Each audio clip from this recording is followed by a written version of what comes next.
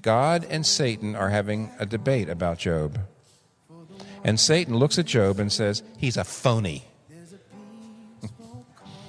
Oh, he's very good to God and he's very good to other people, but he's only good to God, not for God's sake. He's not good to other people for other people's sake. He's good for his sake. He's good because he's getting benefits.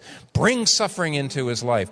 Satan wants to bring suffering into Job's life in order to expose him as a fraud, to discredit him as a phony.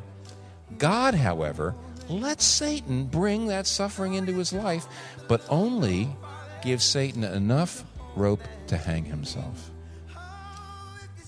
God only lets Satan bring us enough suffering into Job's life as accomplishes the very opposite of everything Satan wanted. Because Satan wanted to discredit him and show him up as a fraud.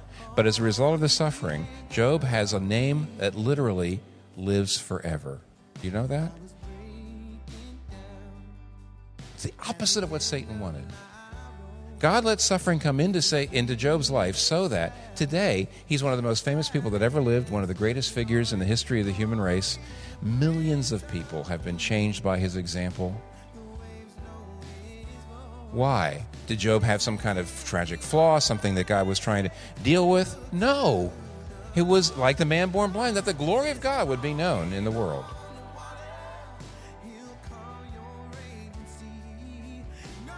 But Job couldn't have seen it.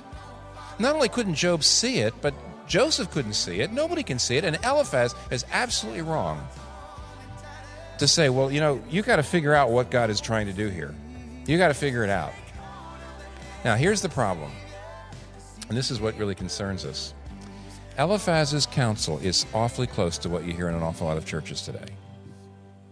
Because there's an awful lot of churches where you're going to hear people say, if you're sick, it's because of a lack of faith. Or if you're not prospering financially, it's because of a lack of faith, or you're not really surrendering. Same thing. And you know what's wrong about this?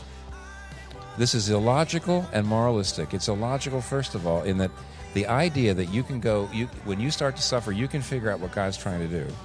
See, to either say, oh, I know what God's trying to do, I need to change this and this, and everything will be all right. That's as stupid as to say, God doesn't have any purpose, God has abandoned me. How do you know? Look at Joseph, look at Job, look at all these stories that we see in the Scripture. No one can know from your vantage point, and no one can know many times after years and years and years of going through it, what in the world God is up to. So guess what? You're going to have to trust Him. It's illogical to think you can figure it out or you can see it. But not only that, it's moralistic. It's moralistic. The real problem Eliphaz has is he doesn't understand the meaning of grace. He sees the Bible as a record of people who, by living well, get God's reward and blessing. Actually, look at the Bible. You want to know what it's a record of? Yeah, Abraham and Job are relatively better. Jacob, Joseph, and Jonah, people like that are relatively worse, but they all suffered. And you know why they suffered? Because of God's love. They suffered because God was trying to enlarge them.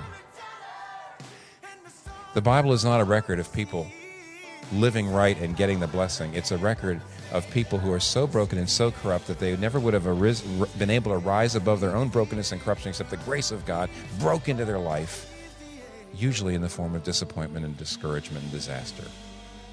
That's what the whole book's about.